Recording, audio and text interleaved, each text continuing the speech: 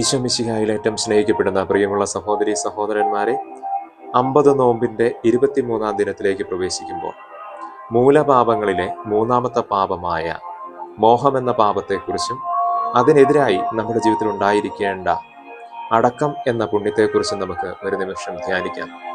ജ്ഞാനത്തിന്റെ പുസ്തകം 3-ാം അധ്യായം 12-ാം തിരുവചനത്തിൽ ഇങ്ങനെ പറയുന്നു: ഭ്രമിപ്പിക്കുന്ന മോഹങ്ങൾ നിഷ്കളങ്ക ഹൃദയത്തെ വഴിതെറ്റിക്കുന്നു. പ്രിയമുള്ളവരെ, ലോകത്തിന്റെ എല്ലാ മോഹങ്ങളും അത് തിന്മയുടെ വഴിയിലൂടെ നമ്മെ നയിക്കുന്നവയാണ്. തിന്മയിലേക്ക് ചായുവാൻ നമ്മെ അനുവദിക്കുന്ന പാപത്തിന്റെ അവസ്ഥയാണ് ലോകത്തിന്റെ മോഹങ്ങൾ. നമ്മുടെ ജീവിതം അല്ലെങ്കിൽ നമ്മുടെ ഹൃദയം എന്ന് പറയുന്നത് നിഷ്കളങ്കമായിരിക്കും.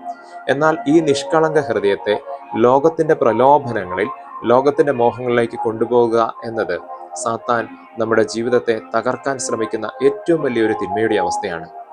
നമ്മുടെ ജീവിതത്തിൽ മോഹങ്ങൾ എപ്പോഴും കടന്നു വരാം, ലോകത്തിൻ്റെതായിട്ടുള്ള ചിന്തകൾ കടന്നു വരാം. എന്നാൽ അതിനെ നിയന്ത്രിക്കാൻ അടക്കമെന്ന പുണ്യം ശീലിക്കുവാനായിട്ട് നാം പരിശീലിക്കണമെന്ന് ഈശോ നമ്മെ ഓർമ്മിപ്പിക്കുക. തീത്തോസിന് എഴുതിയ ലേഖനത്തിന്റെ 3-ാം അധ്യായത്തിന്റെ 3-ാം തിരുവചനത്തിൽ ഇങ്ങനെ പറയുന്നുണ്ട്: എന്തെന്നാൽ നാം തന്നെയും ഒരു കാലത്ത് മൂഢന്മാരും അനുസരണമില്ലാത്തവരും തെറ്റായ മാർഗത്തിലൂടെ നയിക്കപ്പെട്ടവരും പലതരം മോഹങ്ങൾക്കും സുഖേച്ഛകൾക്കും അടിമപ്പെട്ടവരും ദ്രോഹബുദ്ധിയിലും അസൂയയിലും ദിവസങ്ങൾ കഴിച്ചവരും മനുഷ്യരാൽ വെറുക്കപ്പെട്ടവരും പരസ്പരം വെറുക്കുന്നവരുമായിരുന്നു.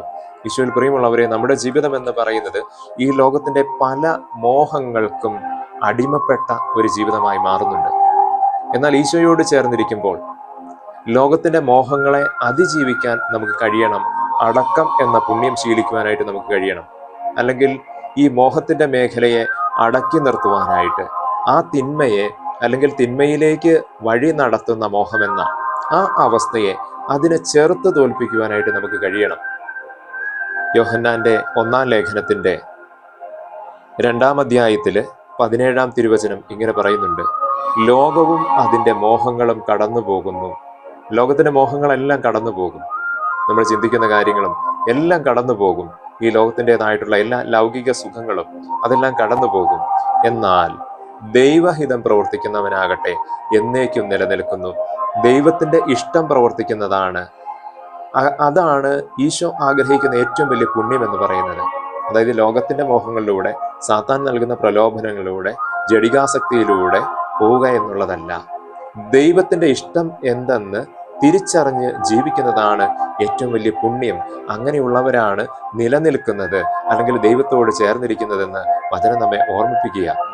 പ്രിയമുള്ളവരെ, നമുക്കങ്ങനെ ആയിരിക്കാം. ലോകമോഹങ്ങളെയൊക്കെ ഒന്ന് മാറ്റിവെച്ച് ദൈവത്തിന്റെ ഇഷ്ടങ്ങളിലേക്ക് നമ്മുടെ ജീവിതം മാറ്റി നടക്കുന്ന, ദൈവത്തിന്റെ വഴിയെ നടക്കുന്ന ഒരു നാളുകളിലേക്ക് നമുക്ക് പ്രവേശിക്കാം. നല്ല ഈശോ നമ്മുടെ ജീവിതങ്ങളെ വിശുദ്ധമാക്കുവാൻ കാത്തു പരിപാലിക്കട്ടെ. തൻ്റെ ആത്മാവിനെ അയച്ച് നമ്മെ വിശുദ്ധീകരിക്കട്ടെ, ശക്തിപ്പെടുത്തട്ടെ. ലോകമോഹങ്ങളെ ചെറുത്ത് തോൽപ്പിക്കാൻ നമുക്ക് കഴിയട്ടെ. ആമേൻ.